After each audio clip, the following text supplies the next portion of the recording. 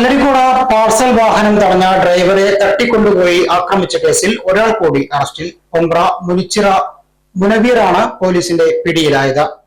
Parcel service വാഹനത്തെ തടഞ്ഞ വാഹനവും ഡ്രൈവറെയും കടത്തിക്കൊണ്ടുപോയി ആക്രമിച്ച കേസിൽ ഒരാൾ കൂടി അറസ്റ്റിലായി. കൊമ്പ്ര മുനിച്ചിറ മുനവീറിനെയാണ് അറസ്റ്റ് ചെയ്തത്. ജില്ലാ പോലീസ് മേധാവി അജിത് കുമാറിന് ലഭിച്ച രഹസ്യ വിവരത്തിന്റെ അടിസ്ഥാനത്തിൽ മണ്ണാർക്കാട് ഡിവൈഎസ്പി PM സന്തോഷ് കുമാറിന്റെ നേതൃത്വത്തിൽ കൊമ്പ്രയിൽ നടത്തിയ പരിശോധനയിൽ ഇയാളുടെ വീടിന് സമീപത്ത് നിന്നും പിടികൂടുകയായിരുന്നു. പ്രതിയെ മണ്ണാർക്കാട് കോടതിയിൽ ഹാജരാക്കി റിമാൻഡ് ചെയ്തു. 2024 ഓഗസ്റ്റ് 4-നാണ് കേസിനാസ്പദമായ സംഭവം നടന്നത്. കാസർഗോഡ് നിന്നും വരികയായിരുന്ന പാർസൽ സർവീസ് വാഹനത്തെ പിന്തുടരുകയും ചുരിയോട് പാലത്തിനു സമീപം വാഹനം തടഞ്ഞു നിർത്തി തട്ടിക്കൊണ്ടുപോവുകയുമായിരുന്നു. ഈ കേസിൽ നേരത്തെ 5 പ്രതികളെ വിവിധ സ്ഥലങ്ങളിൽ നിന്നും അറസ്റ്റ് ചെയ്തിട്ടുണ്ട്. ഇതോടെ കേസിലെ പ്രതികളുടെ എണ്ണം 6ആയി.